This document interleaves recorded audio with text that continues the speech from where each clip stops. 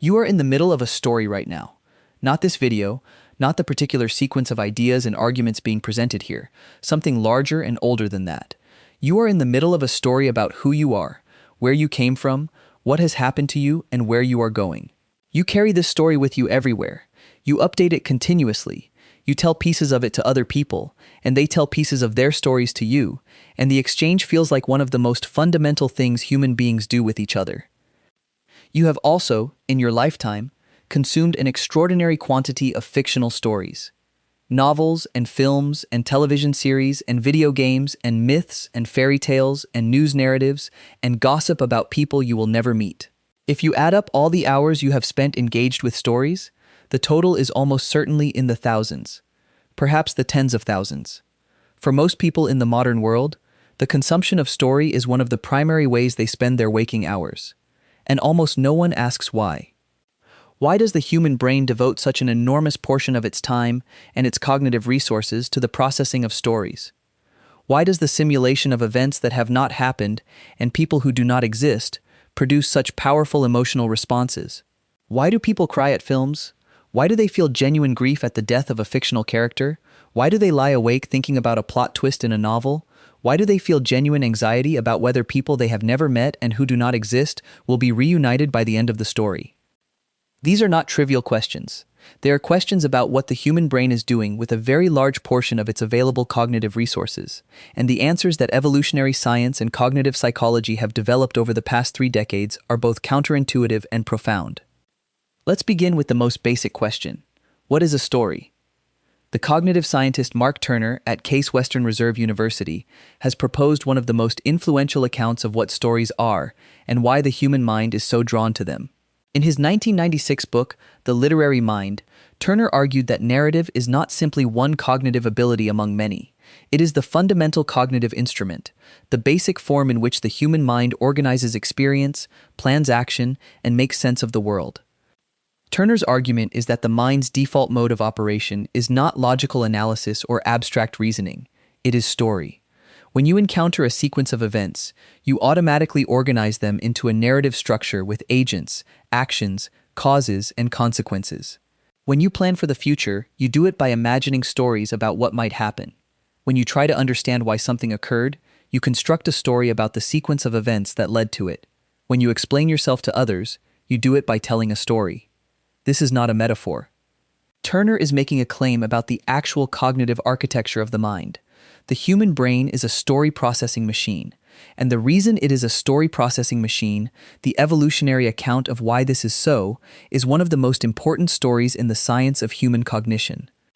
The evolutionary psychologist Joseph Carroll at the University of Missouri, who has spent decades developing what he calls literary Darwinism, the application of evolutionary theory to the study of literature, has proposed that the human obsession with stories is an adaptation, not an accident. Carroll's argument begins with the observation that stories are not present in any other species in the form in which they are present in human beings. Other animals communicate. Some animals use simple signals that function as warnings or mating calls. But no other animal tells stories about events that have not happened, or about characters that do not exist, or about the thoughts and feelings of other beings. The capacity for narrative, Carroll argues, evolved because it solved a specific and important adaptive problem: the simulation of social experience. Human beings are social organisms whose survival and reproductive success depends critically on their ability to understand, predict, and influence the behavior of other human beings. This requires the ability to model other minds, to understand what others know, believe, want, and feel. And the most powerful tool available for developing and exercising this ability is the story.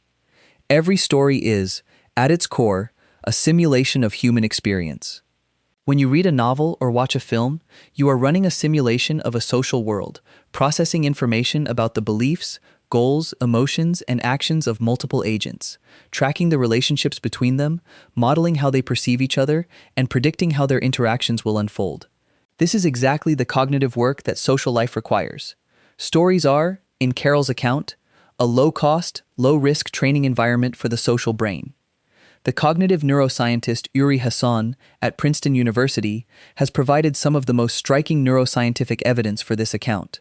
Hasson and his colleagues have used brain imaging to study what happens in the brain during story comprehension, and have found that stories engage a network of brain regions that are largely identical to the regions engaged by actual social experience.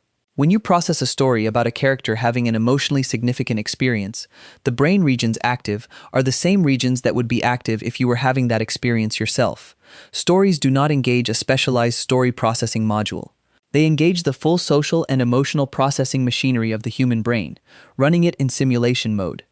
Hasson's most striking finding involves what he calls neural coupling, the degree to which two people's brains show correlated activity when they are processing the same narrative.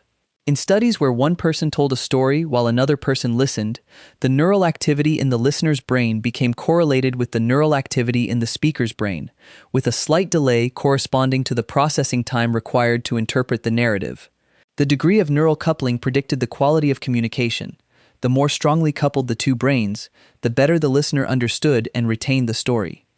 This finding suggests that stories function as a kind of direct interface between minds. When you listen to someone tell a story, your brain is not simply decoding linguistic symbols. It is synchronizing its activity with the brain of the storyteller, running the same neural processes in a kind of shared mental simulation. The psychologists Raymond and Keith Oatley at the University of Toronto have developed this insight into what they call the simulation hypothesis of fiction. Marr and Oatley argue that fiction is a simulation of social reality that allows readers to practice and develop the cognitive and emotional skills required for social life. Their empirical research has found that people who read more fiction score higher on measures of theory of mind, the ability to understand and reason about the mental states of others, than people who read less fiction, and that this relationship holds even after controlling for personality traits, cognitive ability, and other variables that might account for both reading habits and theory of mind. The implication is that reading fiction is not simply entertainment. It is a form of social cognition training.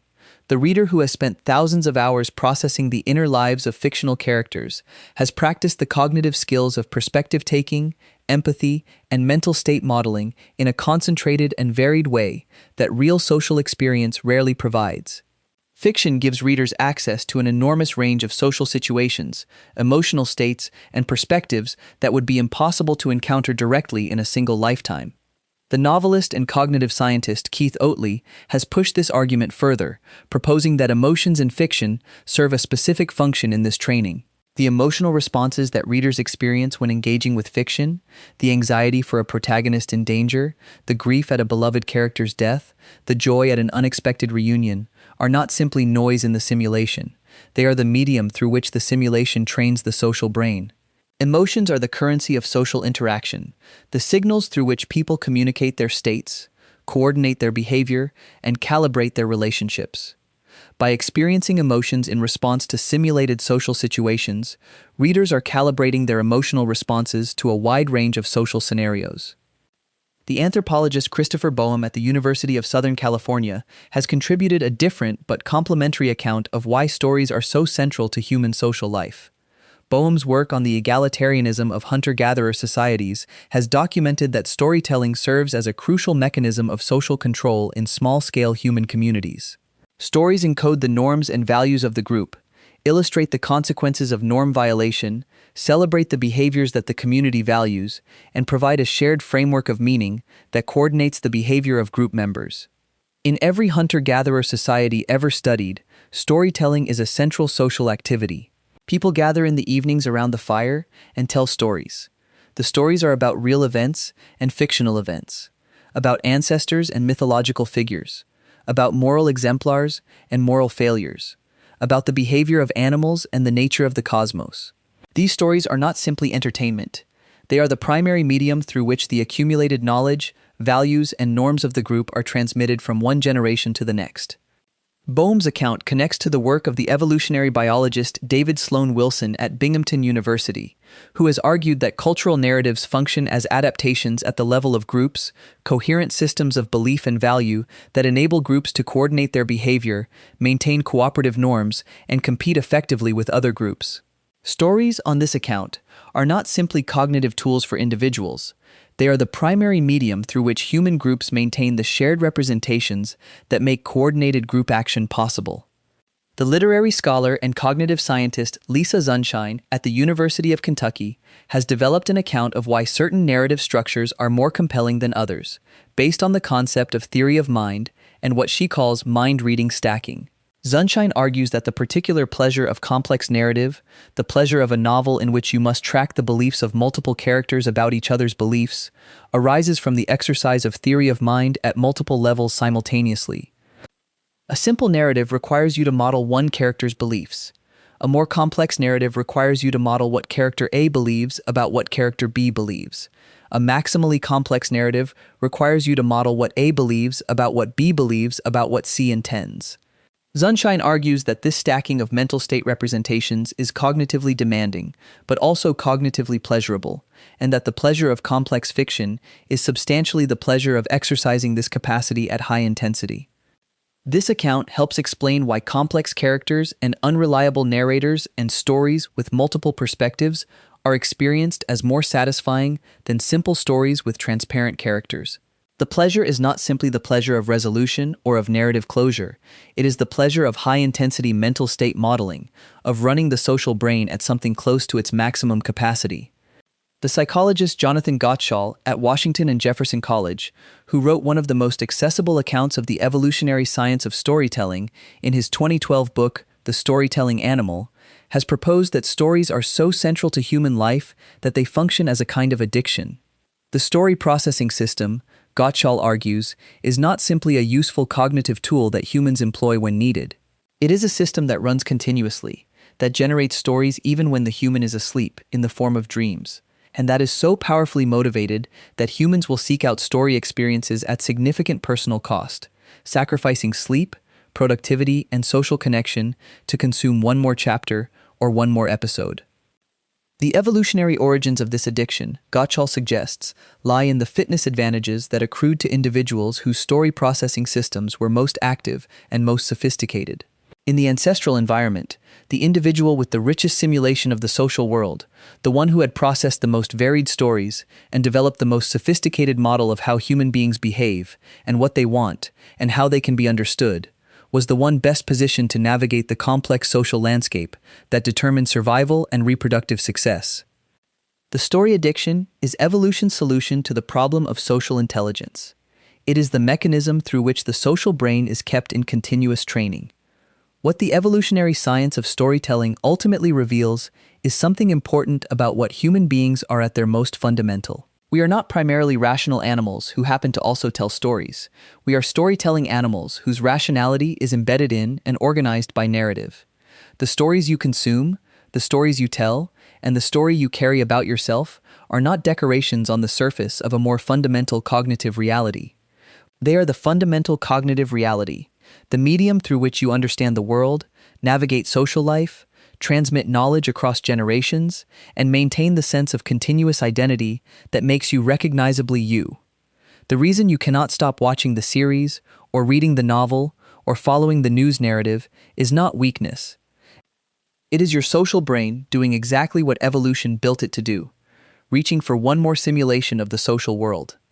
Because one more simulation is always potentially the one that teaches you something you did not know before. Thank you for watching, and I will see you in the next video. If you find this video interesting, please consider subscribing for more content like this.